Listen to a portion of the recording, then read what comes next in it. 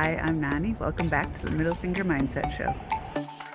It's all about self-love, connecting with your purpose, and utilizing your personal power. So, what we've been told is that we should just go with the flow and do what other people expect us to do. And that could come from society, well-meaning parents, or others that are close to us. What's really true is that it's essential to trust your gut and do what's right for you. And learning about human design is what led me to realize that we don't have to do things all the same way. We each have our own unique energy, and we can do things the way that works for us.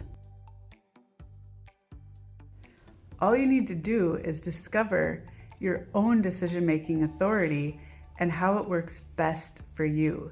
And then you're going to make more and more aligned choices that feel true to you. The most powerful thing you can do is be true to yourself and remember that you can say no to anything that doesn't vibe with you. After making more and more aligned choices, you'll realize that life just becomes easier and you have more energy because you're doing the things that you love.